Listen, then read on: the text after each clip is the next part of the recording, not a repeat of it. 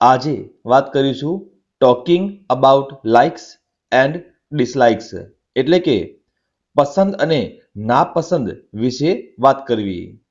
જેમાં સૌથી પહેલા ટોકિંગ અબાઉટ અવર લાઇક્સ એટલે કે પસંદ વિશે વાત કરવી.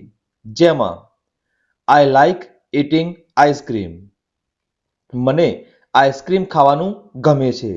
તો અહીંયા આઈ લાઇક શબ્દનો ઉપયોગ થાય છે. આઈ લવ માય ફ્રેન્ડ્સ, હું મારા મિત્રોને પ્રેમ કરું છું. અહીંયા આઈ લવ શબ્દ પસંદગી માટે ગણીશું. I adore the paintings made by my sister, હું મારી બહેન દ્વારા બનાવાયેલ પેઇન્ટિંગ્સને પૂજું છું. અહીંયા આઈ એડોર લાઇક્સના અર્થમાં ગણીશું. I enjoy swimming in the ocean, મને સમુદ્રમાં તરવાની મજા આવે છે. આઈ એન્જોય લાઇક્સના અર્થમાં ગણી શકાય. આઈ એમ ક્રેઝી અબાઉટ ફૂટબોલ, હું ફૂટબોલનો પાગલ છું. આઈ એમ ક્રેઝી અબાઉટ જે પસંદગીના અર્થે વપરાય છે. I am fond of my English teacher, હું મારા અંગ્રેજી શિક્ષકનો શોખીન છું. અહીંયા આઈ એમ ફોન્ડ ઓફ જે પસંદગીના અર્થે ગણીશું. તો આમ I like, I love, I adore, I enjoy, I am crazy about, I am fond of, આ દરેકને લાઇકના અર્થમાં વપરાતા શબ્દો ગણીશું. ત્યાર પછી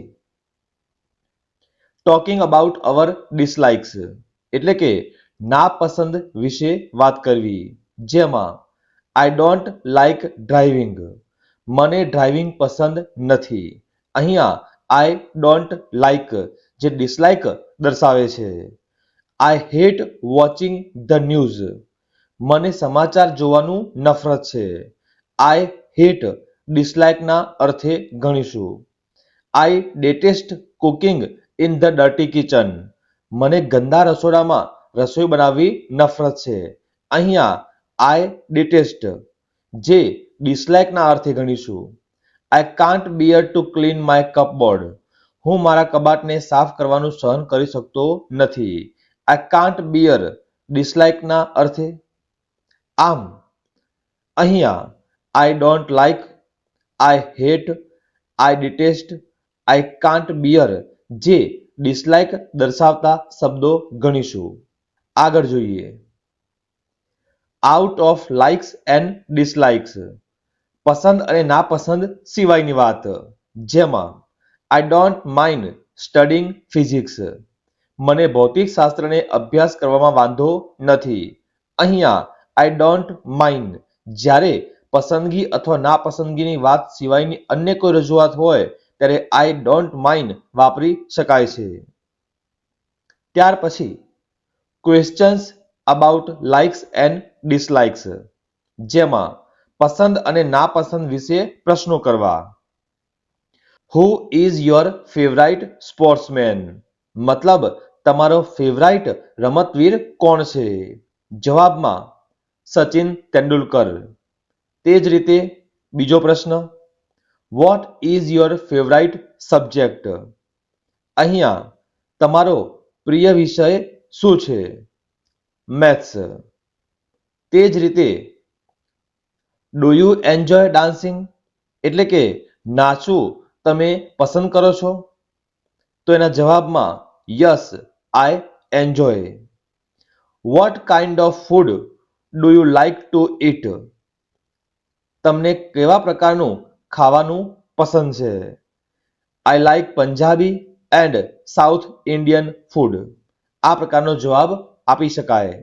તેમજ what do you like about your city, તમને તમારા શહેર વિશે શું ગમે છે? જેમાં એન્ડલેસ ડાઇનિંગ ઓપ્શન્સ એટલે કે જમવાના ઘણા બધા ઓપ્શન અવેલેબલ છે, અથવા તો બ્યુટીફુલ પાર્ક્સ જ્યાં જવું ગમે છે. તો આવા કોઈ એક ઓપ્શનને જવાબ લઈ શકાય. તે જ રીતે what do you dislike about your home, તમને તમારા ઘર વિશે શું નથી ગમતું? જેમાં લેક ઓફ લાઇટિંગ્સ, જો મકાન જૂનું હોય અથવા આજુબાજુ વધુ બિલ્ડિંગ હોય તો પ્રકાશ ઓછો દિવસમાં આવી શકે છે, મતલબ લેક ઓફ લાઇટિંગ્સ. અથવા તો સ્મોલ કિચન, રસોડું નાનું હોય તે પણ એક નાપસંદગી હોઈ શકે છે, જો બેમાંથી એક લઈ શકાય છે. અને અંતે અધર્સ લાઇક્સ એન્ડ ડિસલાઇક્સ, જેમાં She is fond of her little sister. તે તેની નાની બહેનનો શોખીન છે. Sonia is crazy about cricket. Sonia ક્રિકેટની ક્રેઝી છે. The teacher can't bear untidiness in the classroom. શિક્ષક વર્ગખંડમાં અવ્યવસ્થા સહન કરી શકતા નથી. પાંડી doesn't mind eating apples and oranges.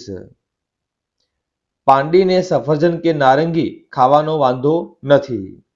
આપેલા શબ્દોમાં fond of, crazy, can't bear, doesn't mind આવા શબ્દો જે આપણે અગાઉ ઉપયોગ કરેલ તે જ શબ્દોને અન્ય લોકોની પસંદ નાપસંદ દર્શાવવા માટે પણ વાપરી શકાય છે. આવા જ ES સંલગ્ન તમામ ટોપિક માટે સબસ્ક્રાઇબ કરો. જલ્દી મળીશું નવા વિડીયોમાં.